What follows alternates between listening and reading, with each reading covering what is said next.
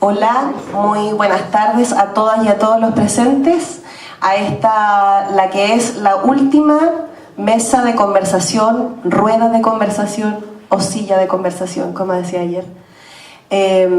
Para esta ocasión tenemos a 4 exponentes. A mi lado izquierdo está Coca Duarte. Ella es dramaturga, directora e investigadora teatral, profesora asociada de la Universidad Católica de Chile. Realizó su máster en teatro en Nueva York y es doctora en filosofía con mención en estética y teoría del arte de la Universidad de Chile. 9 de sus textos teatrales han sido llevados a escena, entre ellos Mala Leche, Mal, Plaga y Ciencia Ficción, escrita junto a Cristian Ruiz. Actualmente es codirectora de La Máquina Teatro, compañía con más de 15 años de trayectoria. Luego, nuestra querida Flavia Radrigán. Ella es narradora y dramaturga. Sus cuentos y obras han sido publicados en antologías y revistas, tanto en Chile como en el extranjero. Ha obtenido diversos premios, como los Juegos Literarios Gabriela Mistral, Premio Consejo Nacional del Libro y la Lectura y Premio Municipal de Dramaturgia. Actualmente se desempeña como docente y dramaturga. Luego tenemos a Soledad Figueroa, actriz y docente, licenciada en actuación de la Pontificia Universidad Católica de Chile, minor en Historia Contemporánea y magíster en Artes con mención en Estudios y Prácticas Teatrales de la misma universidad. Y tenemos también a Patricia Artés Ibáñez, activista, directora, profesora e investigadora teatral, magíster en Estudios Culturales y licenciada en Artes de la Universidad Arcis, actriz de la Academia de Actuación Fernando González, especializada en Teoría y Práctica del Teatro Político en la Universidad Complutense de Madrid. Hoy nos reúne el tema La mujer en las artes escénicas contemporáneas. Voy a pasar de inmediato a nuestra primera participante para que las 4 hagan sus exposiciones y después abrimos al diálogo para poder aprovechar bien el tiempo y que podamos conversar. Bueno, muchas gracias a Mestiza por esta invitación y también a la Mari por esta organización y a mis compañeras. Mucho gusto estar con ustedes en esta mesa, que es sin mesa. Procedo entonces a leer mi texto. Es un texto que resultó difícil de escribir, siempre es difícil escribir, pero como develar como sus propias recovecos, siempre es más difícil, como que la ficción de alguna manera nos protege y hoy día no está, bueno, para mí por lo menos me protege, y hoy día no está aquí para salvarme, así que esto es lo que escribí. Conservar su identidad frente a los supuestos, las expectativas, las presiones veladas y no tan veladas parece ser la tarea más difícil para una mujer hoy. En lo personal, artístico y académico se espera algo de nosotras. Se nos etiqueta, perfila y encamina hacia ciertos roles. Roles que a veces ni nosotras mismas somos capaces de deconstruir o de mirar críticamente.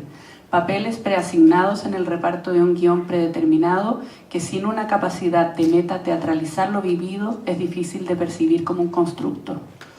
Nuestro poder de organización, nuestra capacidad de conformar equipos, muchas veces más que cualidades, nos juegan en contra y terminamos en la bambalina. Hoy en día mirar todo esto ingenuamente ya no es posible y reconociendo las circunstancias privilegiadas que me fueron dadas, ahora veo que muchas de las opciones que tomé fueron para crear las condiciones para moverme en libertad y que mis maestras me guiaron a ellas. Mujeres que con su ejemplo viviente me demostraron que era posible proponerse grandes desafíos y travesías. Mujeres que me formaron, apoyaron, escucharon y que me mostraron el camino señalándome sus propios pasos, que no me transmitieron ni la rigidez ni el miedo. Todas aquellas decisiones que pueden parecer el simple curso de la vida me definen. Me definen todos aquellos pequeños actos de resistencia que se perfilan cuando miro hacia atrás. Quizás el solo hecho de demorarme el tiempo para algunas cosas a las que otros se precipitan, la necesidad de abordarlo todo desde la más profunda autohonestidad, el no comprarme los discursos a la primera. Me define la carga simbólica de mis textos y que lo político sea apenas perceptible. Me define el ejercicio solitario de la escritura y la inmersión en el inconsciente. Hay un trazo de eso otro que aparece, lo surreal, fantasmagórico, evocador de lo secreto, la imagen del pasado, la alucinación, el espejismo, la plaga, la grieta, algo que invade o anticipa, que precipita la exploración de la cual siempre se vuelve distinta. Me definen las mujeres que me pueblan: Topacio, Beatriz, Juana, Georgina, Margarita, Amanda, Silvia, Nadia, Violeta y Clara son personajes que no siguen el guión de lo que se espera de ellas. Todas ellas son fuertes, dramáticas, enérgicas. Todas ellas se debaten entre lo que se esperaba de ellas y lo que han decidido ser. Todas ellas viven el drama del rol que se les ha asignado, pero la determinación que tienen es capaz de romper el cascarón. Juana sigue sus voces a pesar de lo que la rodea. Beatriz y Clara atraviesan el espejo y logran ingresar a un mundo que solo han visto desde lejos. Nadia logra constituirse como persona luego de entender su rol como nieta e hija. Topacio, Georgina, Amanda y Violeta se destruyen en el intento. Silvia defiende hasta el final su derecho de vivir y de morir a su manera. Tanto en la ficción como en la realidad, nuestra identidad siempre es compleja. Está hecha de contradicciones y tensiones, y eso es lo apasionante, que está en movimiento.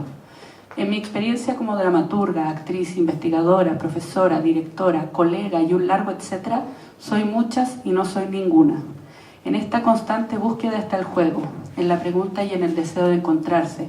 En la persistencia se construye un camino, y es posible leerlo de muchas maneras porque justamente está en curso. Eso sí, transito por una y otra rama, pero nunca dejo el árbol. El teatro está en esa capacidad de vincular esa búsqueda con el otro, ponerse frente al otro, en el lugar del otro, junto a otros, sumergirse en esa dimensión desconocida, en esa fascinación por el proceso, por la indagación, por la emergencia de lo inesperado están todas mis personalidades. En la ética que tiene el trabajar con otros y en la disciplina que exige todo arte, en la mirada crítica sobre lo que nos rodea, en el querer despegarse de lo circunstancial, en darle otra vuelta, mirarlo por el lado, entrecerrando los ojos para ver si hay otra cosa detrás de lo aparente. Ese mirar desde el doblez nos constituye, porque hemos entrenado nuestros ojos para ver entre líneas las circunstancias en las que se desarrolla nuestro accionar. Conversando con un grupo de dramaturgas, nos dimos cuenta de que todas nos sentíamos extranjeras, que en algún momento nos habían hecho sentirnos distintas, que algún hito de nuestra existencia nos había desplazado del centro, y eso que nunca estuvimos tan al centro. En esa periferia aparece la capacidad de mirar al centro desde el lado, de preguntarse por ese foco al medio y el porqué de su centralidad, de mirar lo que no está allí disponible para todos los ojos, de querer iluminarlo con otras luces. Quizás en el camino me instalé en el territorio de mi lengua y de mi mente, mi lengua materna, la cronología que mira hacia atrás. Esa palabra que uno aprende por imitación sin que nadie realmente te la enseñe. Esa lengua que contiene todas las muletillas, las herencias y las nuevas adiciones. Esa palabra que recopila casi sin darse cuenta los cuerpos, trazos, texturas, desviaciones del pasado. En el juego entre la palabra y el tiempo hay un universo. La palabra que viene de antes y el tiempo para convocarla. Vivimos sumergidos en los detalles, preocupados por los detalles, nos convertimos en detalles y necesitamos tiempo para hacer una mota de viento en el libro Juego del Aire. Con mi lengua materna quiero testimoniar lo que nos pasa a las mujeres, indagar en los recovecos que nos determinan, en los duelos, dolores, luchas y derrotas. Con mi lengua materna quiero transmitir la experiencia en el encuentro con otras mujeres, como en el encuentro en que participo ahora. Gracias.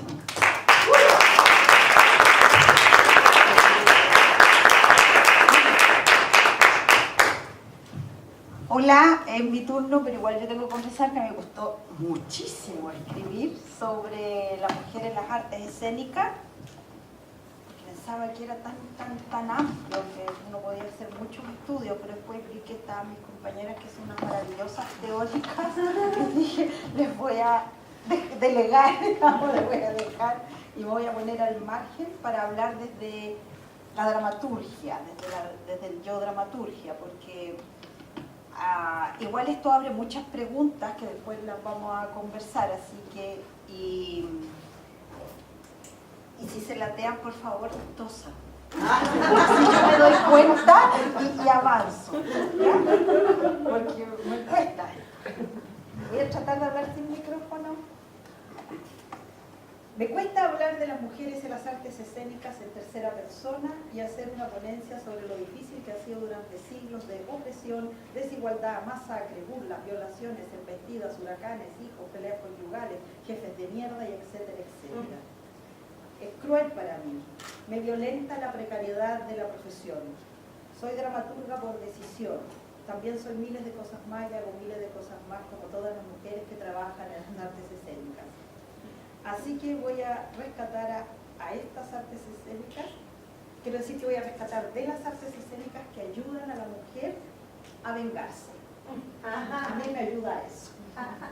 Escribo mis venganzas, escribo la subestimación laboral que he sufrido y escribo desde un marco que me permite releer la realidad desde una función, desde un interés propio. Y creo que a todas las dramaturgas nos sirve igual. A esto se le puede llamar ideología y no puedo no ser ideológica, menos en las artes escénicas. Somos parte de un lugar, de una historia. Por eso cada vez que una mujer cuestiona, ordena desde un paradigma, la propuesta escénica es impulsada a visualizar un lugar históricamente de opresión. Puedo contar que en ese limbo indescifrable sufrí enormemente al leer cómo Teseo violó a Filomena y luego le cortó la lengua para negarle el poder del agua. No sé, a lo mejor estaba en uno de esos días en que la afonía es la simple contención del llanto. Pero Filomena se transformó en un ruiseñor y propagó su desgracia. Eso es mitología, me dije, y me fui a prender la radio. Allí Serrat cantaba que se equivocó la paloma, se equivocaba, por ir al norte fue al sur. El encierro me pareció inminente. Un ruiseñor cantando sus dolores, amores y necesidades, una paloma sin norte. Ambas aves habitando y deshabitando su inusual lenguaje hasta transformarlo en espectro. Yo no soy un ruiseñor ni una paloma, de hecho, a muchas las desprecio. Tampoco canto y no tengo claro si escribir podría responderme por el significado de mi existencia. Pero ahí estoy, al igual que muchas mujeres, escribiendo. Escribir teatro, hacer dramaturgia a través de las encrucijadas, de las pasiones de los protagonistas, nos ayuda, me ayuda. Así que con el perdón de quien lo necesite, hablaré de las dramaturgas y de esa ficción realidad que nos mantiene en estas artes. Dramaturgas que soñamos y detestamos, que amamos y aborrecemos, gracias a este oficio que es una puerta de salida a esa caja de Pandora que llevamos dentro. La dramaturgia como un espacio para vaciarse, un escenario al cual habitar, un espacio desde que no nos pueden desalojar por no pago de ninguna maldita cuenta y donde ninguna paloma se vaciará en nuestra cabeza ni en nuestro vestido. También es cierto que la metáfora sabe más que nosotras, es más sabia, y quizás la ficción es la mirada de alguien que no tiene lugar en la mesa, de alguien que no pudo entrar a la casa del Padre. La metáfora es nuestra confidente y sabe lo que queremos decir, aunque a veces nos traiciona, toma el golpe, el insulto, le pone un tema y lo universaliza. Es su forma de hacernos entender que si la paloma tuviera fundamento no sería al norte cuando tiene que ir al sur. Y así aprendemos que la ficción cae cuando la realidad no se sostiene.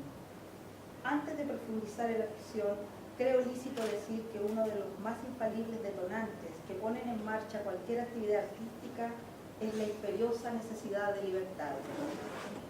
Desasirnos, siquiera sea imaginaria y transitoriamente, de las férreas cadenas que nos sujetan a la tosca realidad, es escapar hacia maravillosos territorios donde nada ni nadie acote nuestra fantasía. Y si sentimos el impulso de abandonar nuestra existencia será, sin duda, porque el hecho de vivir se nos queda corto por algún lado y no logra satisfacernos plenamente. Dicho por boca de Freud, el hombre feliz no fantasea. Creo que esta lícita tentación que alinea todo fenómeno creativo se asienta sobre un principio de rebeldía, de pura transgresión femenina. Es decir, descontexturar, retorcer, forzar, saherir, por lo que se nos obliga a aceptar como féminas ancladas a un tiempo u otro. Aflojar por senderos de la ensoñación los recios tentáculos que nos sujetan a la gris y desalentadora cotidianidad. Creo firmemente que la ficción emerge de la realidad casi como un tercer ojo, que al intentar dar cuenta de lo real y topar con la imposibilidad en ese intento, nos muestra la ficción como lo indecible de la realidad. Casi como ser o no ser, ficción y no ficción, acción real o realista, se funden en el devenir de la mano de la que escribe y en el corazón de la que lee. Una obra de teatro puede volcarnos al silencio, hacernos reír, producir obsesiones o el llanto, y espero sinceramente que jamás tenga límites. Creo que la materia prima de toda obra escrita por mujeres proviene de la vida y de nosotras mismas, ¿de dónde más? Que la cantera entonces es simplemente el devenir humano en las calles, en los bares, las conversaciones con amigos, en el trabajo y en otro lugar donde habite. En definitiva, la trayectoria vital. A pesar de lo último, pensé durante mucho tiempo que los elementos dramáticos eran escasos, que la existencia cotidiana es en realidad monótona, carente de conflictos, que para escribir debe vivir sumida en una constante desesperación. Pero no era así. Otras mujeres me enseñaron eso. Después leí por ahí que un texto escrito por una mujer no es un espejo, un retrato fiel del existir humano, es más bien la fusión de la realidad con la visión de la autora, y hacer fundir esto en un texto se transformó en uno de mis principales objetivos. Para poder entender el material dramatúrgico femenino aprendí que las mujeres son una ventana abierta y nunca se interesan mayormente por aprender leyes inexorables ni esquemas mecánicos que hagan inaccesible una escritura libre, ya que lo único que han logrado los bien intencionados estudiosos y teóricos ha sido alejar a la recién nacida escritora, obligándole a partir de esquemas. En arte, la teoría es buena como cultura general o como cambio por los cuales se puede o no transitar, pero no como condición sine qua non. Por lo demás, primero fue la obra, después los críticos, los teóricos y los estudiosos. Creo que muchas mujeres entramos en este oficio de juntar palabras para contar una historia porque nos da la posibilidad de juego, porque perdemos el miedo a la risa dolorosa que cae sobre el deseo, porque no hay un antes ni un después, sino un durante que obliga a la inmersión sin posibilidad de escapatoria. El origen de nuestro material es creer en el conflicto, en la confrontación, porque no pretendemos documentar, entretener, ni remover, aunque sean convenciones muertas que siguen deambulando. En lo personal, tal vez comenzó a escribir porque soy hija de un escritor, porque soy ochentera, porque pertenezco a esa generación perdida y fracturada, porque no tenía con quién hablar, a mi manera, digo, o simplemente porque mis compañeros, esos antiguos militantes de la Asociación de Optimistas Trágicos, desaparecían. Entonces descubrí que la dificultad de comunicarme, es decir, de decir, se transformó en escritura. Descubrí que ignoraba quién era mi padre, pero mi madre era y sigue siendo la disconformidad, y me ha marcado profundamente, y cuando hablo con otras escritoras es igual. Hoy las dramaturgas son distintas, ya no son las depositarias de una misión asignada por la sociedad, tampoco intermediarias de los dioses, ni las sabias conocedoras de los signos que escriben el papel, ni son anónimas, tampoco son exponentes del pensamiento único que interpreta toda una sociedad, ni siquiera se la reprime por la fuerza cuando su palabra es disidente con el sistema impuesto. ¿Por qué estas mujeres querrían escribir entonces? No lo sé. Tampoco intentaré debatirlo ahora. Solo lo traigo a colación para poder decir que admiro profundamente a toda mujer que quiere escribir, que voluntariamente quiere atravesar el desierto de la inaguantable soledad y eufonía que produce ver y escuchar y querer decir y querer tocar y besar y no querer salirse del ojo de la cerradura. Volviendo a lo personal, al escribir hago lo posible por ser entendida. Quizás por eso no pienso en las formas cuando en el espacio escénico el diálogo se transforma en silencio. El cuento en un monólogo racional que da el punto de partida a una conversación de hombre a hombre. Espacios como descripciones, ausencias de punto porque en una declaración de amor no se puntea, etcétera, etcétera. Todo por no perder lo primitivo, lo instintivo. Creo que no se puede entender la pasión a veces absurda que provoca el querer ser entendida, ni mucho menos las réplicas de esa urgencia trágica de concretar un monólogo, un diálogo, cualquiera sea su forma. Todo esto me hizo ver que la diferencia entre una neurótica dramaturga y una persona de las llamadas normales no es más que cuestión de grados. Que la originalidad del estilo radica de modo casi exclusivo en la sinceridad. Que el peor pecado para una escritora es creer profundamente en algo y no decirlo. Es por eso que no estructuraré ni replicaré maneras de escribir. Al igual que muchas, estoy buscando y sobre todo porque no nos quitarán el único lugar en donde todo está permitido. Gracias.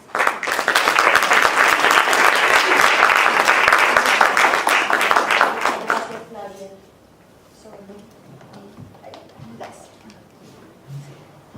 Bien, muchas gracias por estar acá, muchas gracias Mari por la invitación al poder estar con estas grandes mujeres del teatro. Es realmente un honor. Además que la Coca fue mi profesora, entonces... y ahí está, también fue mi ayudante, la Andrea Lagos. Así que es un honor para mí. Bueno, voy a leer, pero puede que haga unas intervenciones. Tuve que cortar un poquitito porque los 10 minutos apremian, así que espero no aburrirlos y aburrirlas. Se me ha pedido ser parte de esta instancia, la cual agradezco enormemente, para poder discutir, reflexionar y desentrañar qué significa ser mujer en las artes escénicas en nuestra contemporaneidad. No puedo sino hacer la pregunta de qué significa para mí ser mujer en las artes escénicas, en específico en el teatro y la música, que son las áreas en las que me suelo desempeñar con mayor preponderancia. ¿Qué es ser mujer? A raíz de esta pregunta, que retumba y retumba en mi cabeza, pienso en un ensayo que escribí para Espérame en el cielo corazón, el melodrama en la escena chilena de los siglos XX-XXI, libro que publicamos en conjunto con Javiera Larraín, otra mujer de las artes escénicas, y en las cuales apareció obviamente nuestra condición de ser mujer y la influencia de la literatura feminista. En este ensayo que menciono abordé la performance musical teatral como platea del ser público de la mujer, haciendo una comparación entre el cuplé del siglo XX con las nuevas tendencias escénico-musicales del siglo XXI en la carne de las músicas y actrices Pink Milk y Lágrimas, celos y dudas.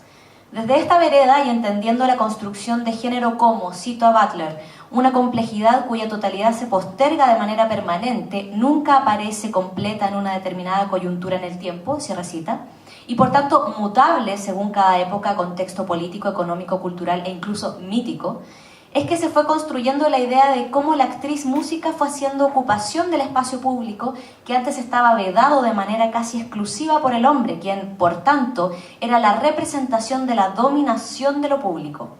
En este sentido, Sonia Montesino, en su ensayo Casa y Calle como engranajes de las construcciones de género y en vez de lo público y privado, plantea la división de lo privado y lo público como los espacios de reproducción, el primero, y producción, el segundo, que están gobernados claramente por la perspectiva de dominación y poder, es decir, el espacio privado, la casa, lo íntimo, el himeneo de los griegos, gobernado por la mujer, y el espacio de la oratoria, las ideas, lo productivo, el dinero, la intelectualidad y la fuerza por el hombre.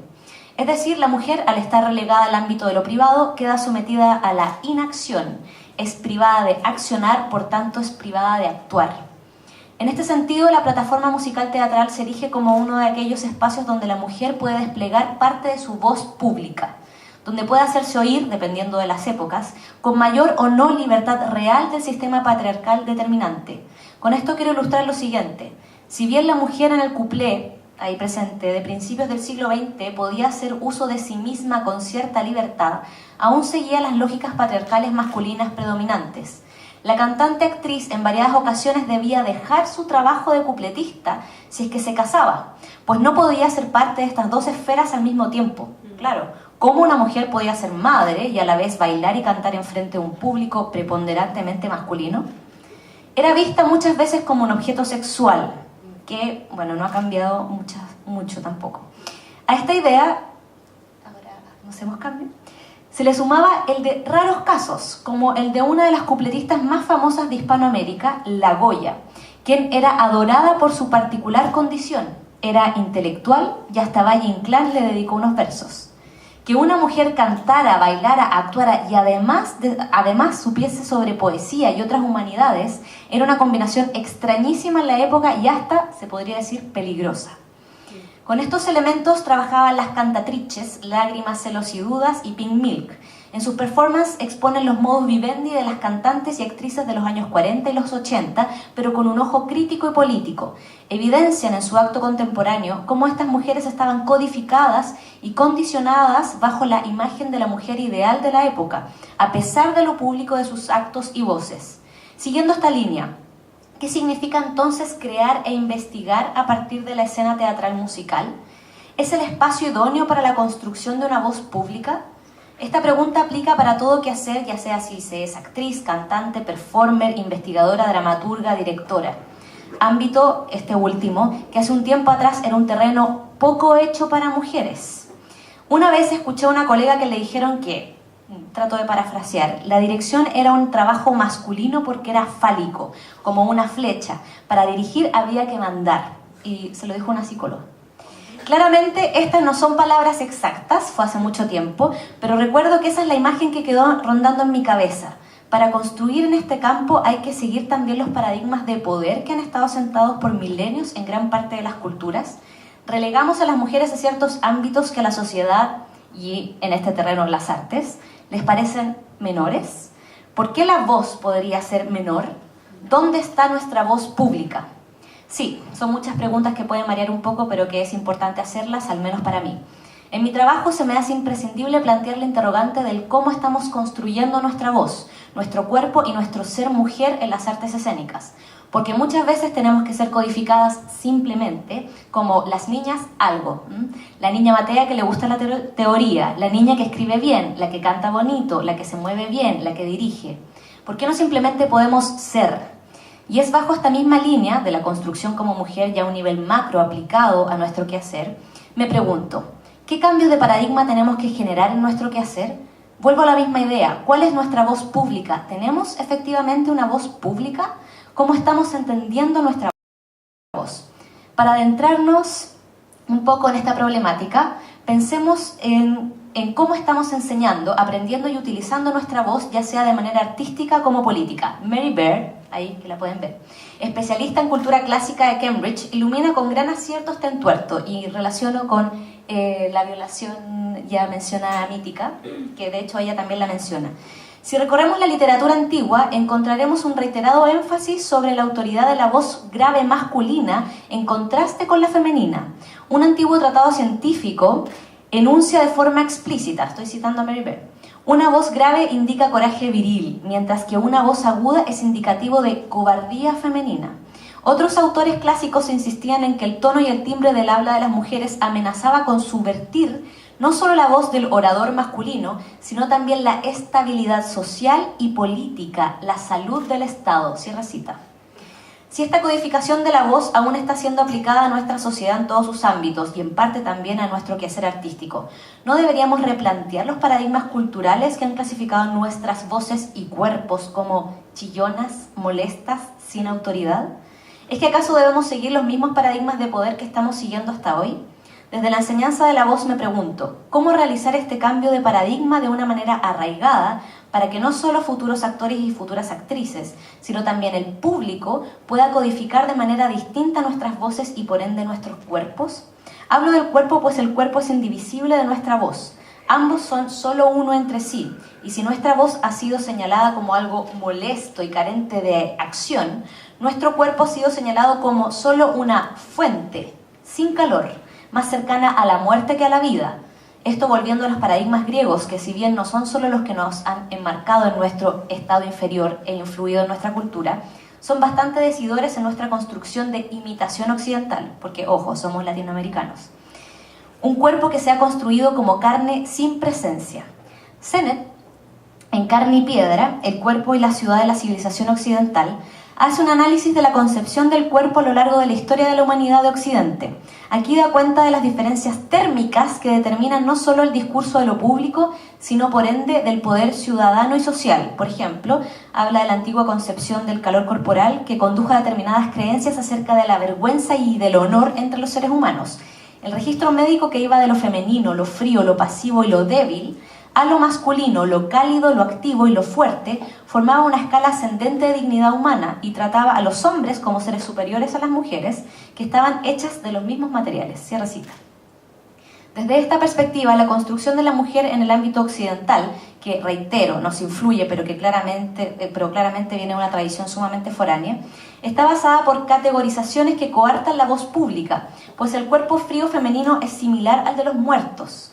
Por ello, en las festividades griegas como las tesmoforias, dedicadas a Deméter, las mujeres se quedaban inmóviles en cabañas oscuras, simulando el cuerpo muerto de Perséfone, cuando se va al Hades. Esta concepción siembra la idea de que nuestra voz difunta mancilla el lugar público, que nuestros agudos son molestos mugidos de vaca, que nuestras voces graves tratan de imitar malamente las masculinas. De acuerdo a todo lo anterior, ¿qué es que hacer con la o nuestra voz pública desde la vereda de las artes escénicas? En mi opinión, considero que hay que contribuir a la reeducación de la voz no solamente desde el logos, la palabra o las palabras, sino también desde cómo concebimos las imposiciones culturales sobre la vocalidad. No categorizar a alguien como tonta, débil, poderoso, tan solo por su voz, pues dentro de su construcción vocal, además de imposiciones culturales y de género, hay circunstancias ambientales, familiares y físicas que conforman esa voz viva. Hay un ser humano como tal. Finalmente, y para contribuir a la idea ya planteada, Bert nos deja claro que, cito, estas actitudes, supuestos y prejuicios están en nosotros, no en nuestros cerebros. No hay ninguna razón neurológica que nos haga considerar que las voces graves están más acreditadas que las agudas, pero sí en nuestra cultura, en nuestro lenguaje y en los milenios de nuestra historia. Cierre cita.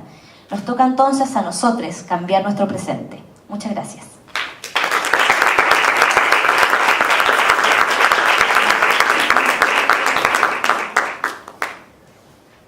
Hola, buenas tardes. Muchas gracias, Mari. Muchas gracias por esta instancia de poder compartir con estas mujeres tan potentes y bacanes. Y también con las que están ahí también. Voy a tratar de no exceder los 10 minutos. y voy a tratar también de no aburrirlas y aburrirlos. Este año 2008 fuimos testigos de una gran movilización feminista encabezada por las estudiantes.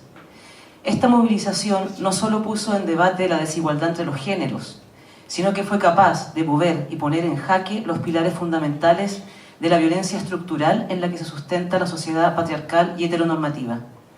Los feminismos lo remecieron todo, desde la organización política de la sociedad, las construcciones subjetivas y las relaciones sociales, incluyendo las más íntimas, claro. El cuerpo fue el soporte de la movilización feminista. En el libro Mayo Feminista, que salió inmediatamente este mismo año, que es una compilación de varios artículos de varias intelectuales, compila una serie de artículos sobre este momento. Olga Grau dice aquí: los cuerpos han sido puestos en escena de maneras inesperadas, con un sentido feminista, volviendo a instalarse su potencial reflexivo. Cierre de la cita. Esta potencia del cuerpo puesto en la escena pública, las calles, los establecimientos educacionales, etc., ha sido una estrategia continua de las feministas que las feministas han utilizado para hacer arte y política en Latinoamérica desde al menos los años 70. Esta puesta del cuerpo en el arte y la política feminista se enmarcan en un límite difuso entre práctica artística y activismo político, habilitando un territorio liminal. Tal como los feminismos expanden los límites de la realidad construida, en esta exposición me gustaría ampliar las fronteras de la premisa con la que se me ha convocado, la mujer en las artes escénicas contemporáneas.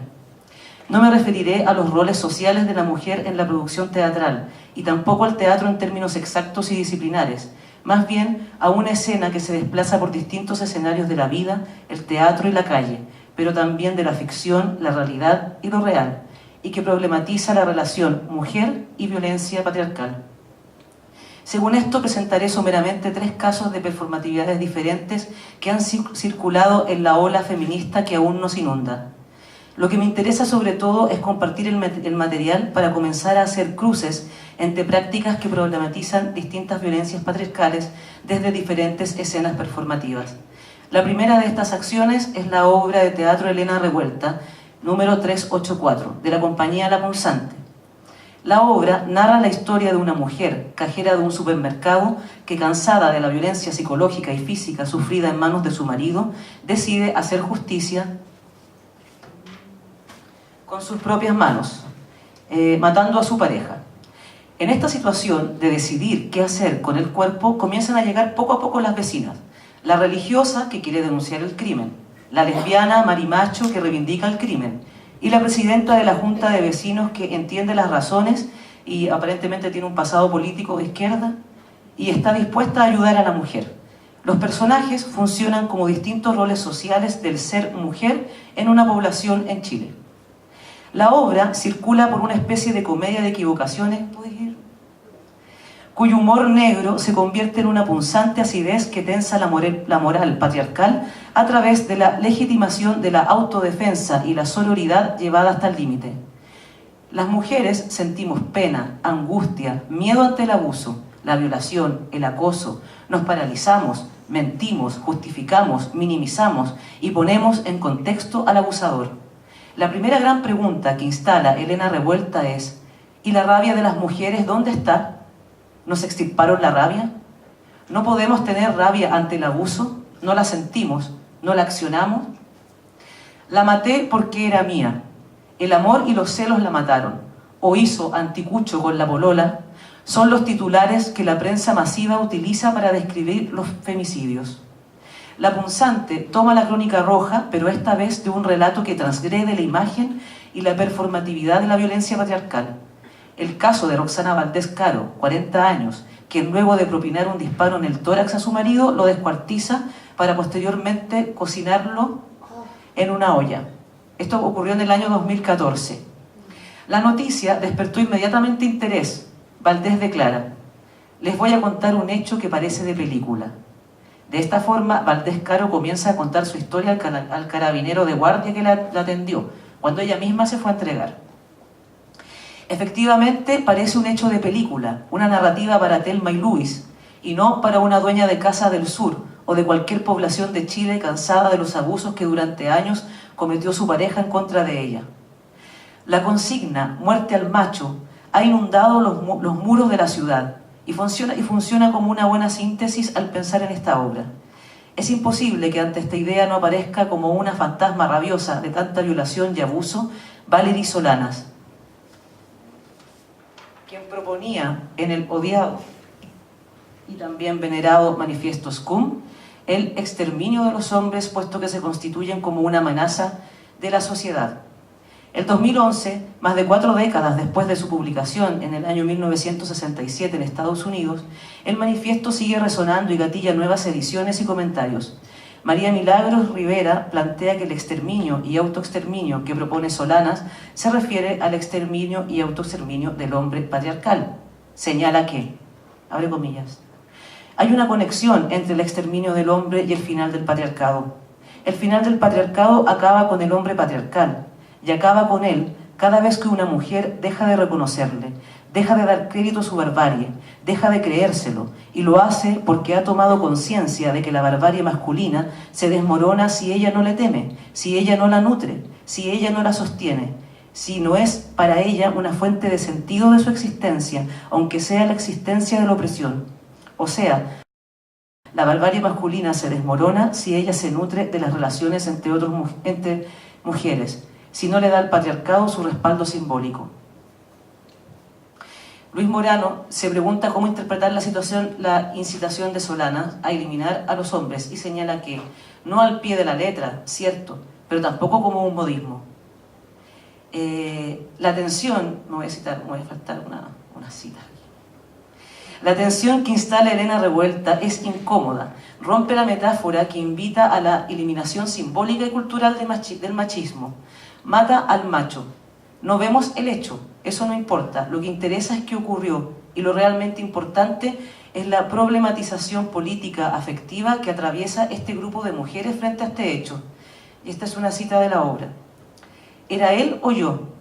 Sé que nosotras tenemos nuestras diferencias, pero mal que mal somos vecinas, somos mujeres, somos madres, le dice la vecina que mató a su marido. Y la March, que es la vecina de la Junta de Vecinos, le dice: fuiste valiente, Lidia, tuviste el coraje que yo no tuve, dejando que me pasaran a llevar.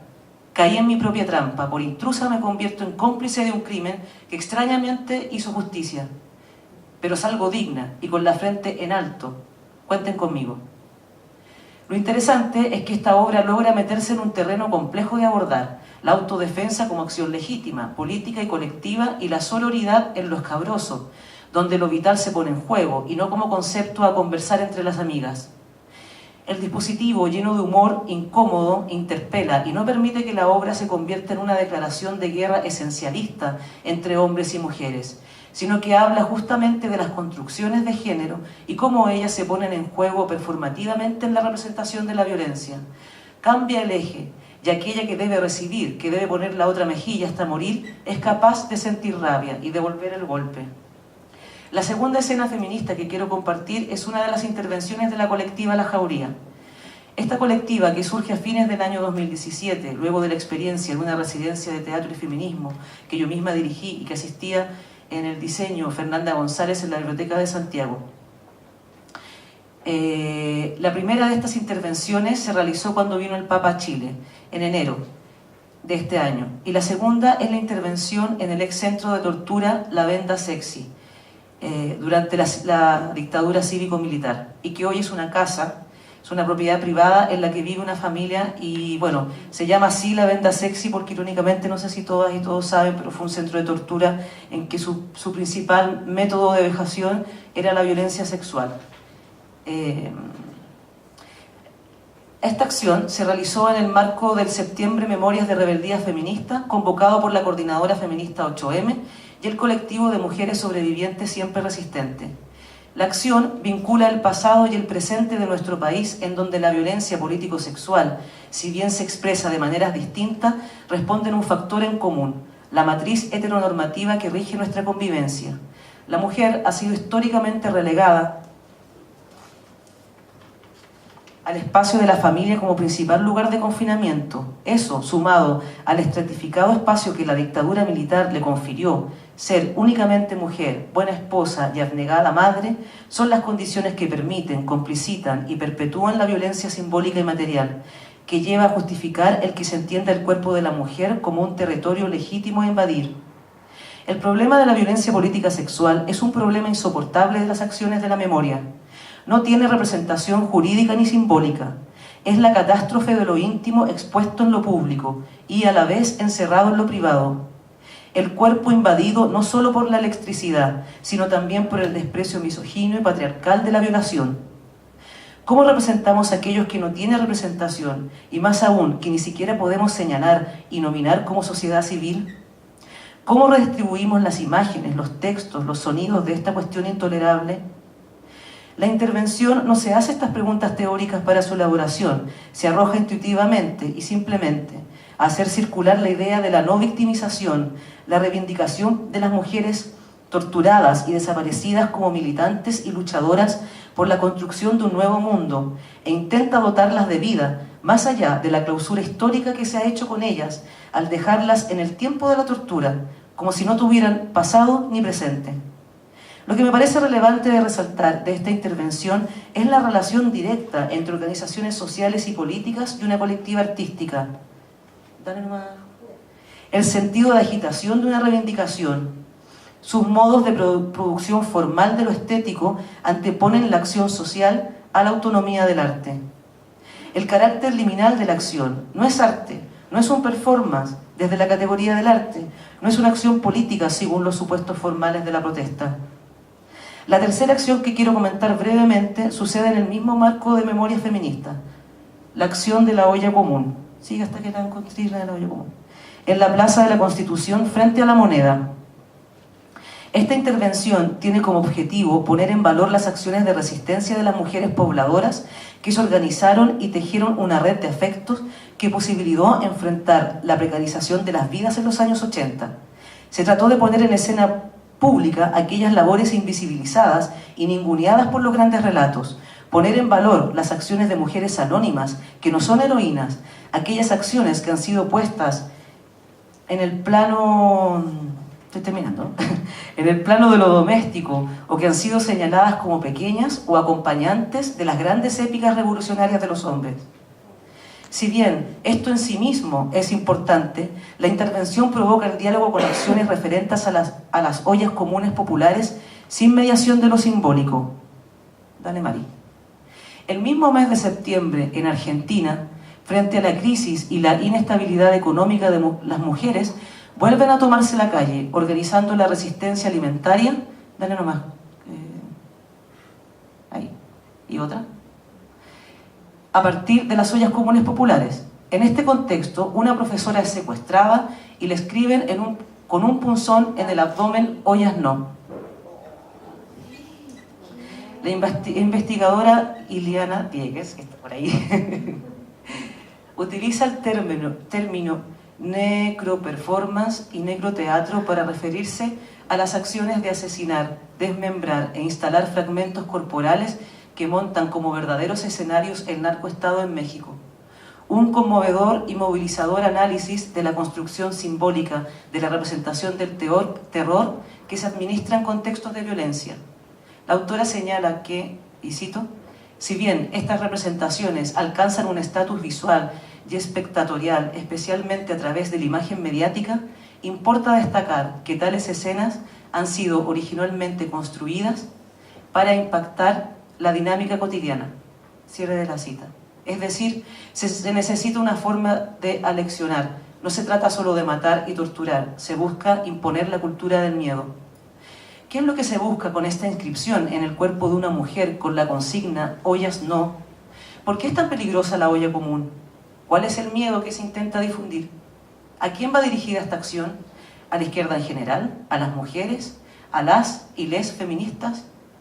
Estas acciones de inscripción en el cuerpo además comienzan a operar como procedimiento de una lógica política. Son imitadas para accionar en distintos territorios. En octubre, durante la campaña de las elecciones presidenciales en Brasil, simpatizantes del ahora electo presidente ultraderechista Bolsonaro tallan el símbolo nazi en el abdomen de una mujer por llevar una camiseta con la consigna "el no", en rechazo a Bolsonaro. En varios sitios de prensa alternativos brasileños se consigna que estas acciones se están multiplicando y que son destinadas principalmente contra mujeres y la comunidad LGBTI+. No es casual que sean dos mujeres las primeras en ser marcadas en sus cuerpos por acciones de tinte fascista. En un contexto mundial que el feminismo ha desplegado una fuerza política que excede las luchas reconocidas como propias, como por ejemplo el Ni Una Menos y la lucha por el aborto libre, seguro, legal y gratuito, y que han sido capaces de enfrentar, las luchas de los feminismos, la precarización de las vidas y que provoca el neoliberalismo, rechazar el fascismo, el ojo y poder de la reacción cae y caerá sobre ellas. La ultraderecha inscribe sus mandatos de manera aterradora en los cuerpos de las mujeres y de todos aquellos cuerpos indómitos a sus imposiciones. Necesita volver a situarse de manera visible como dueños de nuestras vidas, de nuestros cuerpos, y despliega su performatividad para anunciarnos lo que se viene, decirnos que no van a tener piedad, que esto se viene en serio y que por supuesto que sintamos miedo. Sin duda que la necroperformatividad en el cono sur tiene otras características que en México. Es más, ni siquiera estoy segura de la aplicación de esta como categoría, pero sin duda abre no solo un campo de análisis, sino una alerta frente a la construcción performática de las subjetividades del terror, y creo que debemos estar alertas. Disculpen la ansiedad de intentar dar cuenta en tan poco tiempo de muchas prácticas, pero me parece importante conectar experiencias para pensar la violencia, sus representaciones y la estrategia para responderle. Me parece que es una tarea urgente en nuestros tiempos y lamentablemente para los que vienen.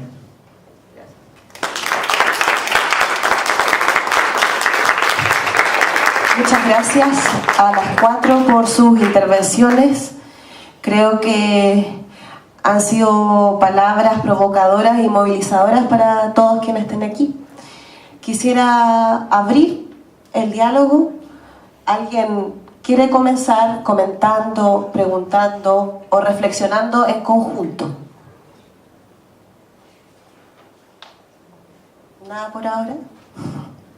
Bueno, estaba pensando, las cuatro apuntan los lugares invisibilizados históricamente de la mujer. Es decir, Coca nos plantea la idea de las mujeres como extranjeras, desplazadas de todo un sistema durante toda la historia de la humanidad. La sensación de sentirse extranjeras en un contexto. Flavia nos plantea también una pregunta muy interesante que es: ¿desde qué escribir hoy? ¿Cómo escribir hoy? Porque tal vez no es que existan dramaturgias femeninas, sino que las temáticas que las mujeres plantean y las problemáticas que a nosotras nos resuenan se enfrentan desde otro lugar, y que son esos lugares que han sido menospreciados históricamente. Todos esos lugares, como después la misma Sole también lo señala, desde la voz, desde algo tan simple como lo podríamos pensar entre una voz aguda y una voz grave. La voz aguda se nos ha enseñado de que el chillido de la mujer es insoportable. Y la Patricia también nos indica, al traernos estas prácticas que nos muestra, y lo comparto con ustedes desde del ejemplo de las ollas comunes, que es una práctica que existió también en nuestro país en la época de la dictadura, y que son luchas que fueron invisibilizadas porque son consideradas menores, porque las mujeres no eran las que estaban, o sea, no eran esas mujeres que tenían el rifle en la espalda y que sí existieron, pero han sido invisibilizadas por los relatos masculinos. Entonces tenemos, es muy complejo el panorama que nos plantean, pero a la vez también es muy alentador el que en el año 2018, y principalmente en lo que nos toca a nosotras como chilenas, estamos presenciando, y cómo existe cómo poder entender el feminismo desde una lucha antipatriarcal, rompedora de paradigmas, y no es la concepción equívoca de las mujeres contra los hombres. Les paso la palabra a ustedes, porque si ustedes no quieren hablar, si alguien quiere comentar, si alguien quiere compartir un pensamiento, dale, Lorena. Una cosita con respecto a todo lo que hablan las chicas acá, que si uno piensa se vuelca hacia las escuelas de teatro y piensa en quienes han enseñado justamente las letras, en el caso de la dramaturgia, la voz, y también cómo se ha validado la historia del teatro, ha sido desde la mirada masculina. Y creo que recién hoy, hace quizás pocas décadas, empieza a ocurrir un cambio donde también la mujer está ingresando a la academia, porque uno podría pensar de hecho que ni siquiera la mujer ha estado tan patente en la academia. Siempre ha sido la intelectualidad, ha estado de la mano de la visión masculina siempre. Entonces, pensando en lo que dice la Sole, cómo hacer cambiar este paradigma en cuanto a la voz, uno tendría que decir, quizás son las mujeres las que deberían estar como enseñando esas cátedras y estar dando como el punto de vista de la mujer, pero no solo de la mujer, sino que entender que hay otras variedades dentro de esas categorizaciones de lo femenino y lo masculino. Entonces creo que quizás el cambio que podría haber es que la mujer se haga más presente en todos esos lados. O sea, la Coca enseñando dramaturgia, ahí algo hay. O sea, es distinto a que enseñe un hombre. Las preocupaciones, los temas pueden ser los mismos. ¿Qué es lo que decías tú, María? El tema puede ser el mismo, pero desde dónde se aborda el cambio. Entonces, nada, como que quería comentar eso, como en el fondo de la academia que se ha estado es masculina aún.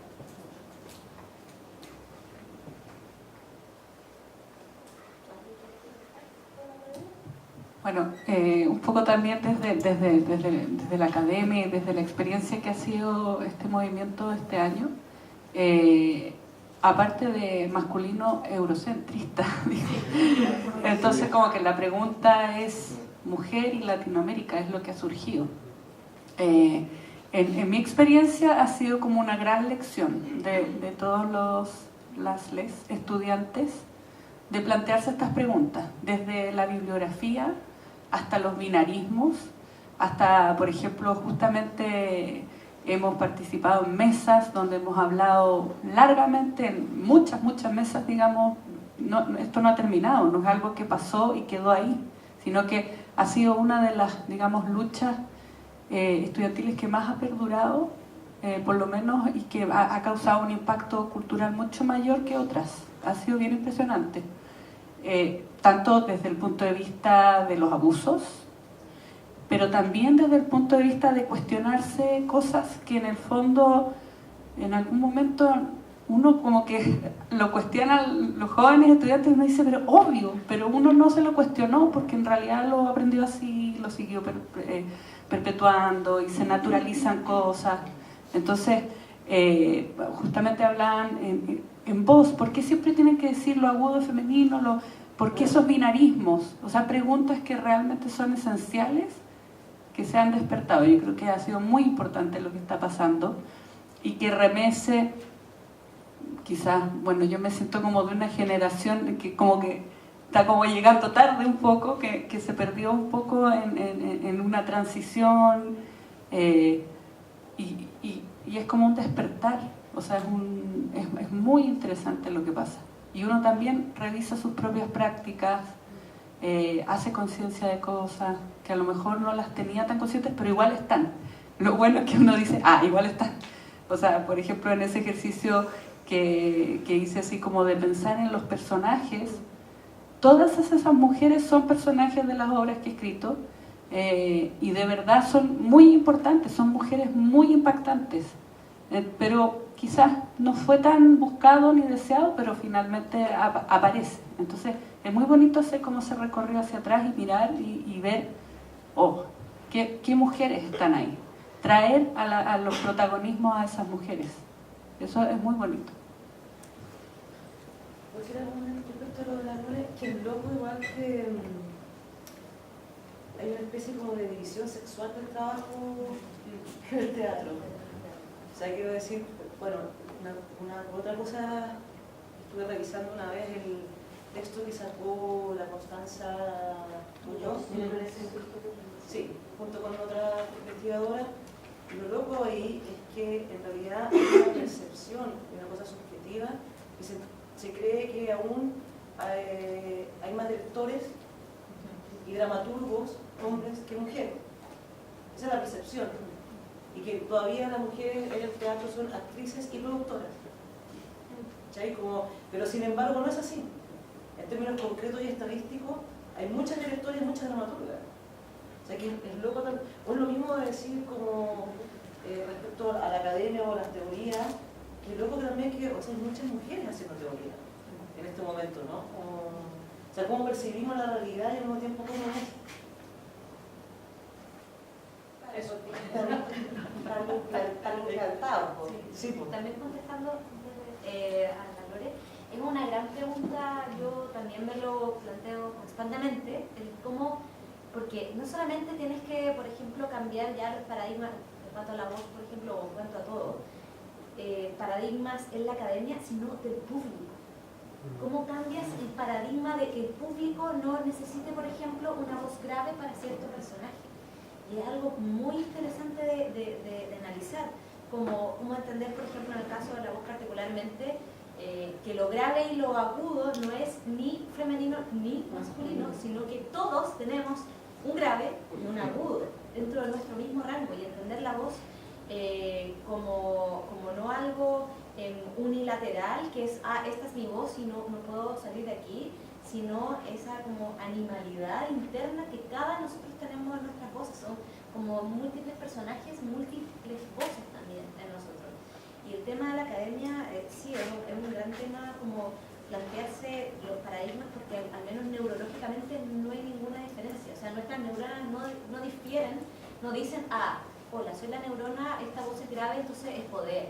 No hay, entonces es muy interesante cómo ir cambiando. Ahora, el problema, yo siento que no en todas las instituciones se da la posibilidad, por ejemplo, entre docentes de conversar estas cosas.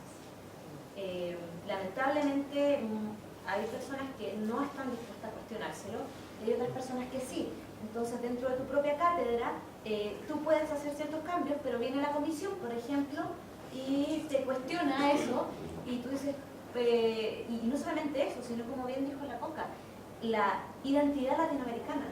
Como lamentablemente solemos como seguir paradigmas europeos sin ver, por ejemplo, lo que está pasando con la construcción teórica y práctica latinoamericana, y nosotros como híbridos. O sea, nosotros tenemos una historia enseñada occidental, pero hay una historia latinoamericana que es muy importante, y generalmente nos enseñan en el teatro Europa, Oriente y un poquitito Latinoamérica. ¿Y qué pasa con esas bases latinoamericanas? En cuanto a la voz y en cuanto a la construcción teórica, creo que hay que pensar más desde Latinoamérica y cuál es nuestra voz latinoamericana,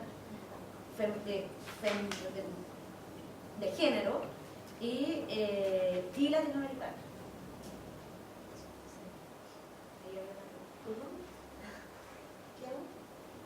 No, en realidad no es una pregunta. Bueno, yo agradezco estar acá. La casuística vital me trajo aquí y me sentó aquí, ¿ya? Porque ya no pensaba venir acá, no pensaba hartas cosas, pero estoy aquí. Entonces, estoy muy agradada y también me decía, pucha, ¿y por qué no supe de esto antes? O sea, si yo no saco el documento acá, no me entero y hubiese hecho otra cosa. Y siento que las comunicaciones virtuales, si bien es cierto son positivas para algunas cosas, para quizás muchas cosas, y la gente joven dirá para todas las cosas, pero siento que se ha perdido la materialidad de la comunicación. Entonces yo profesora de historia, me digo, pucha, debiera haber muchas colegas aquí, y estoy con mi amiga que llegó acá, que íbamos a juntar, y no veo ningún colega, ¿ya? Entonces, y la casuística vital me trajo acá. Entonces, en el museo veo que en octubre del año 73 se modifica el programa de educación de historia, ¿ya? Porque era demasiado marxista, revolucionario y todo eso, y se cambia desde... Entonces, ustedes presentan un trabajo maravilloso. Creo que cada una de las reflexiones ha sido tremendamente potente, que me ha despertado distintos universos paralelos, distintas historias, distintas cosas, y quizás, digamos, la comunidad que tenemos es ser parte, digamos, de esa generación ochentera que se quedó como callada en un rato, como viviendo en el dolor, como viviendo en el pasado, como proyectando un futuro, pero como un poco inmovilizado, y que este año emergió y dijo así como, a todos nos dejó medio inquietos y preguntándonos cosas, ¿ya? Yo les agradezco porque estoy acá, yo les agradezco las exposiciones de cada una de ustedes. Eso. Y ojalá se comuniquen con el gremio de los profes, que somos el 80% de mujeres. Ahora, más que de ser femenino o masculina o legítimo otro en la convivencia, lo rescato más positivamente. Eso. Gracias. Bueno, también agradecer la instancia. Me queda una reflexión un poco, porque el título del conversatorio dice La mujer en las artes escénicas contemporáneas, y yo pienso en el territorio de las artes escénicas como la representación y la presentación también, ¿verdad? Como la representación de este personaje o de la dramaturgia. Yo soy actriz, entonces pienso ya, tengo este papel.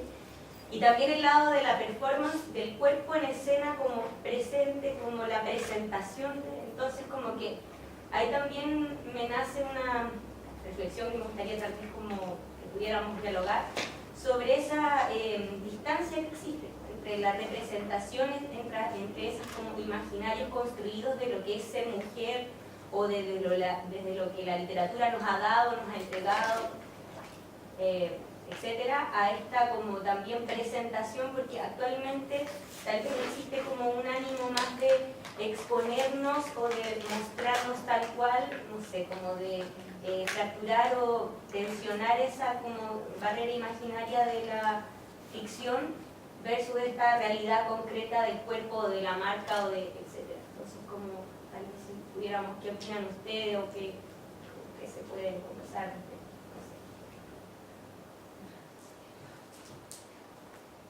Es para todos. ¿Cuál fue la última reflexión? Ah, lo que te... La fisura entre la ficción y la presentación. O sea, la representación y la presentación, porque pienso, tú como dramaturga ya voy a escribir un personaje, entonces todo este imaginario cultural del que hablábamos, de la mujer, o latinoamericana, o europea, se traduce, ¿verdad? Sí. Versus como lo que presentaba la Patti, más como estas performance, o en la actualidad, cómo la mujer expone ya más su corporalidad, su cuerpo, como un hecho escénico. ¿Qué diálogos o qué tensiones o qué se puede presentar en ese panorama? Mira, yo creo que un millón de cosas, o sea, abierta la posibilidad. Yo voy a tratar de responder para que una pequeña reflexión. Yo creo harto en el amor y en la paciencia, yo creo mucho. Y yo creo que fue tal la fractura del país que recién se está aprendiendo a hacer. ¿Ya? Los 80 fueron de exilio. Esa gente de exilio trajo muchas cosas ricas culturales de este país y también cultura europea. Entonces, los que estaban aquí estaban reprimidos. Entonces faltaban años para adelante para entender que en un momento nos equivocamos y que la izquierda debía ser con una visión latinoamericanista, ¿no? Pero nosotros vivíamos una guerra fría, los que nacimos, los que somos la bisagra, que estábamos un poco tembleque porque además el paso fue un paso mentiroso, muy mentiroso. Entonces, si te miente tu país, te mienten en el colegio, te miente la vida, cuando ya estuviste condicionado porque viste todo lo que viste y se sufrió todo lo que se sufrió, ya sabemos, ¿no? Es complejo volver a pararse porque hay un desasosiego, una desazón, te salieron, te maltrataron. Y son años de reparación y en el arte es la gracia de la gente que puede armar esa historia y recrear a través del arte. Entonces hay un lote grande que estamos recreándonos para volver a pararnos y justo coincidió con esta nueva, con los hijos de los hijos de, que vienen más puros, más limpios y más contestatarios y que es fascinante. Entonces lo único que hay que hacer es que todos quepamos, todos, y apoyarnos más y que ocurran miles de cosas simultáneas. Y yo encuentro que es eso, lo que acabamos de ver con la posición de la mujer es maravilloso. En mi época no se podía hacer eso. Entonces, cuando son las marchas, me he encontrado a un lado observando, gozando del placer de esa marcha, porque yo no la pude, tenía que esconderme.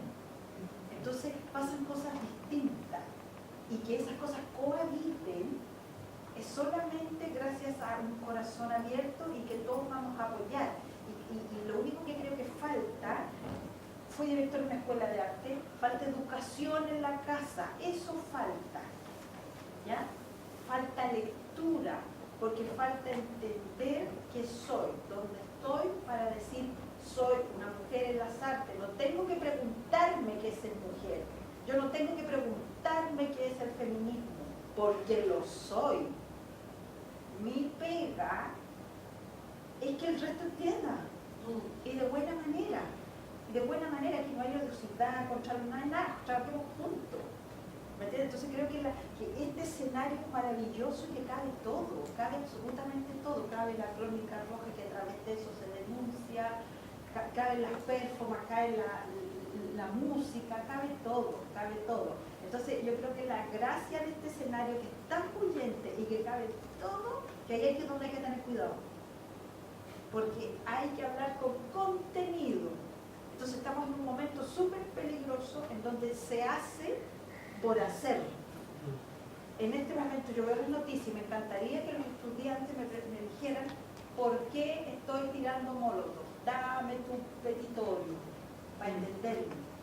Encuentro que hay que entender, que hay que ser más claro, que es el momento de fundamental, y que todas esas maravillosas, ese libro que lanzaron como 3 o 4 veces hasta la vera, es un libro súper lanzado, ojalá todos lo tuvieran que leer en el colegio. ¿Me entiendes? Entonces estamos en el momento en donde hay que estudiar, que mirar, que proponer, no hacer por hacer. Por eso el público, no podemos llegar a todos los públicos, porque el público también hay que educarlo, hay que apunarlo, hay que explicarle muchas veces, porque tenemos que generar nuevos públicos. Entonces, si van a haber protestas, hacer por hacer, el panfleto sin contenido, se torna complejo el asunto. Yo creo que lo que hay que ayudar ahora es en la claridad, es en decir qué quiero, decir mi posición, pero claro, ayudar a claridad, que este país ya no más te pongan esa nebulosa enorme en las noticias, en los matinales, en todas partes. Yo creo que la claridad ayuda, tus preguntas, que los chiquillos hagan. Y cuesta, yo fui directora de la escuela, los vuelvo a repetir, y para que los cabros dijeran que quieren, pasaban meses. Primero porque no tienen vocabulario, segundo porque no tienen faltas culturales, tercero porque están criados en violencia y hablan desde la rabia. Entonces la pega es grande y la pega es puro amor para que puedan hacer. Entonces, no sé si algo te respondí, pero en este escenario cabemos todos y ojalá que haya más y se reproduzca, pero busquemos el contenido, la bandera de la claridad, la bandera de poder estar parada y saber quiénes somos y para dónde vamos. Y eso cuesta. Eso.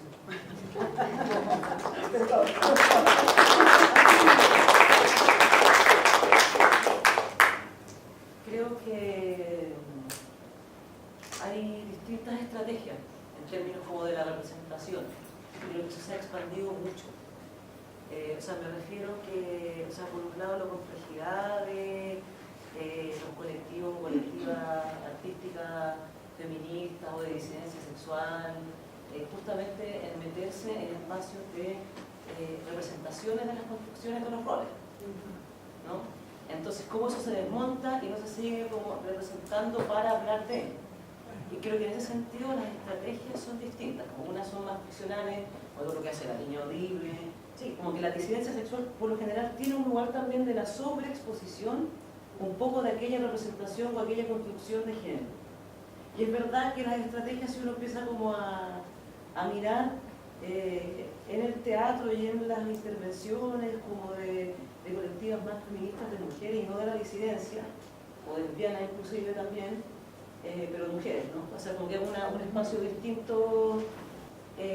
Tienen que ver con la presentación mucho más despojada de las construcciones de los roles. O sea, como de no replicar aquellas construcciones de lo femenino, por ejemplo, ¿no? Y tratar de no entrar como en la ficción.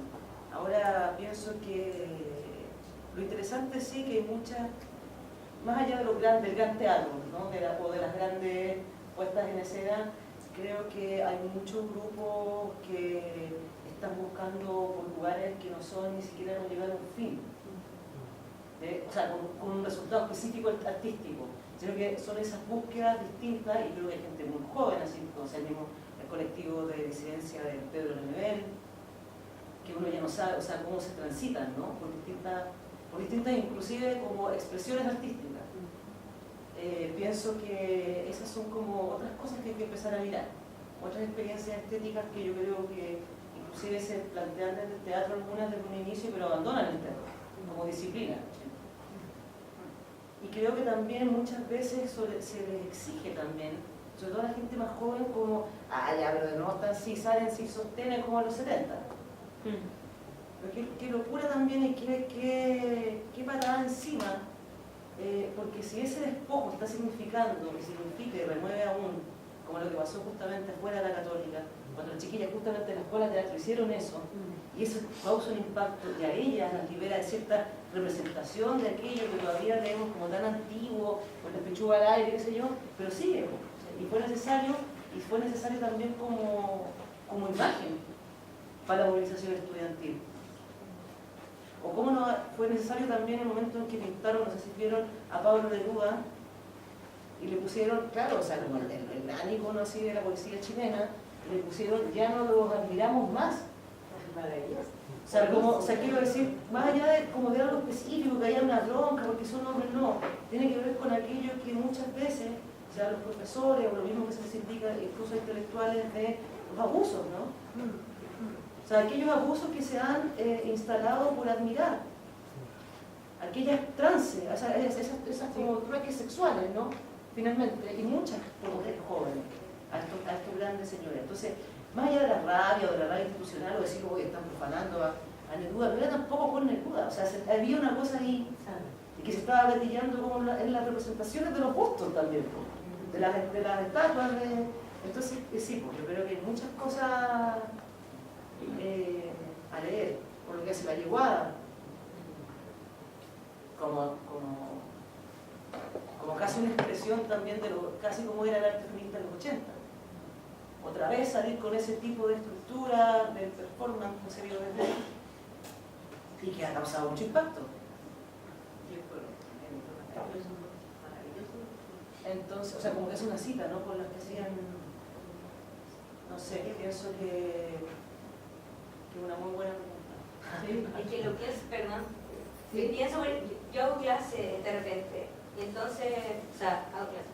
Y en la educación, cuando tú vas a decirle a tu estudiante, vamos a representar esta obra, chuta, ¿cuál es el rol que juega la mujer, el personaje femenino? Chuta, ya, entonces va como validando constantemente ciertos roles y es fuerte porque estamos ahora en un lugar privilegiado donde podemos hacer nuestros cuestionamientos, pero tú vas, no sé, aquí en Santiago, a la periferia, a hacer clases, donde tienes estudiantes de adolescentes que son madres y que viven en su lógica de que el cuñado, la suegra, antes de tener los 18 años, y que ese es su mundo y esa es su vida. Entonces también pensar en que si somos mujeres que tenemos una responsabilidad también política, para mí, en mi parecer, al estar en las artes escénicas desde cualquier lugar, ¿cierto? Desde la dramaturgia, la dirección, la actuación o lo que sea, también cómo cuestionarnos esos estereotipos o esos roles que constantemente validamos o construimos. Desde representa a Romeo y Julieta y además hace feliz cuando te ves. Entonces pensaba como eso, y veré qué interesante eso, como de distintas estrategias de representación. Pero se están transgrediendo los roles, ya los roles no totalmente transgredidos. Entonces, es jugar con eso nomás, con la transición, aprender a diferentes. Cuestionarlo y decirlo. Por ejemplo, ya, vamos a montar Romeo y Julieta, pero ¿cómo cuestionamos esa construcción de Romeo y Julieta? O ¿cómo cuestionamos la representación de esa Julieta? Julieta transgredido. Claro, claro. Sí, porque, claro, sí. sí, y el teatro estaba llenísimo, hacían fila para entrar. Julián y... no me acuerdo cómo se llama. Romeo y Julián. Esa era una transgresión. Romeo y Julián. Sí, ya se hizo, entonces se está haciendo. Hay personajes también masculinos hechos por mujeres. Entonces, nadie creo que hay que jugar y mirar los jóvenes.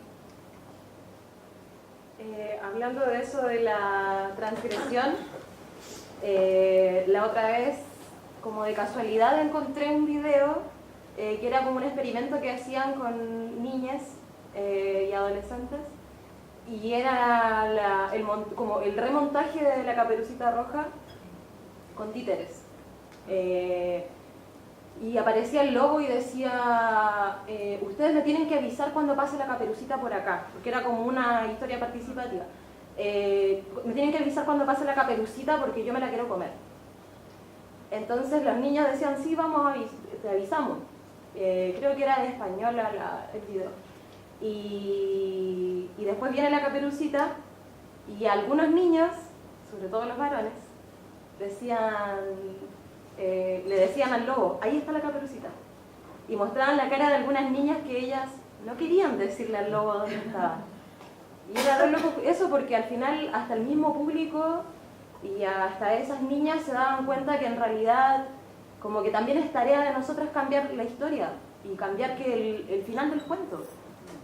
Y era súper fuerte. Yo cuando lo vi me emocioné mucho porque hacía mucho hincapié en eso, en que en realidad hay una violencia simbólica y una agresión importante en esas historias que son infantiles y que son inocentes, entre comillas en realidad, pero que en realidad cuentan un poco sobre nuestra historia de violencia y no sé, abusos y encima de una niña, como que... Y ahí en un momento, y ella, la Caperucita, en ese momento de la historia se empodera en el video y le dice, no, como que yo no voy a ir contigo, no me voy a ir por el camino que tú me dices y voy a seguir el camino que yo quiero, porque este es el momento de cambiar la historia. Y era súper fuerte así, y los niños, y hasta los mismos niños le decían, no sigas al lobo, no sigas al lobo. Y hasta los niños después se dieron, como que se aunaron con las niñas y al final, como que entre medio de todo el público en sí se dio cuenta que en realidad era como algo compartido, eran tanto el montaje como ellas como público también que querían cambiar. Eso, siento que es como momento de cambiar todas las obras, así como lo clásico, como que también tiene que romperse para que podamos entender quizás que esas historias nos construyen como sociedad y que, no sé, la historia de Romeo y Julieta, la Cenicienta, la princesa, todo eso es hora de reinventarlo. Y que desde ahí quizás dejemos de representar a esa mujer que quiere esperar al príncipe y esperarlo, no sé, a que la rescate. Eso. Tienes razón, si no hay que matar al príncipe, la mujer tiene que dejar de esperar al príncipe. Hay que dejar de, sí, y rescatarse a sí misma. Como una amiga que tenía ahí, que ya no... perdón. No, que en relación con lo que ella hablaba hace una semana, yo soy bibliotecóloga, me tocó ir a una charla también con respecto a la literatura infantil y el género, las mujeres. Y hablaba de eso, los cuentos están cambiando, los cuentos para los niños están cambiando. Ya no existe ese típico cuento de uno, del lobo, de la princesa. Y además, aparte de cambiar el final de los cuentos, también se están empleando, por así decirlo, cosas de la naturaleza, ejemplos de naturaleza que pasan a ser, en este caso, cuentos de animales, digamos, como la vida de los animales, que ahí no hay género, ¿verdad? Que no hay roles tampoco. ¿Ah? Es como que el caballito, el típico caballito, no solamente el género femenino es el que cuida, en el caso del caballito mal, por ejemplo, es el ¿verdad? Como rol, pero tampoco va más allá de eso, va sin el rol. Entonces los pingüinos, por ejemplo, que educan pingüinos machos, que encuentran un huevo y lo crían y lo mantienen y logran cuidar. El caso de las tortugas también, todo con ese tipo de cuentos infantiles, digamos, se quiere cambiar. Para los niños ya es más fácil, ya para que el día de mañana no sea tú. Entonces desde ahí parte también de la literatura. Hay un libro que hizo furor que se llama Cuento de las chicas rebeldes, que es para la adolescencia, ha hecho furor y mucho maravilloso, ya en el tomo 2. Y entonces las chiquillas ya están leyendo otra narración, ¿no? Eso. Hay otra narración, sí. Pero la generación de nosotros es la que nos cuesta mucho. Y sobre todo que ahí se hacía el parangón de que si había salido el contexto de la nueva ley o legislación que sale cuando llega Bachelet, digamos, de hacer, incluir más cosas de mujeres o equiparar el género, el tema del género, primero se cae en la cosa como ya, más libros de mujeres. Pero lo que ustedes decían al principio, o sea, no es la escritora mujer, sino que es el fondo, el tema en sí, como lo que se tiene que... No se va a tratar comercialmente. Pero se camina. Bueno, vamos a dar por finalizada esta conversación, queda para mucho, y con la tarea de que todas y todos los que estamos aquí sigamos con estos mismos pensamientos y estas mismas reflexiones fuera de esta sala. Muchas gracias, Joca, Flavia, Sole y Patricia, por esta interesante conversación. Muchas gracias.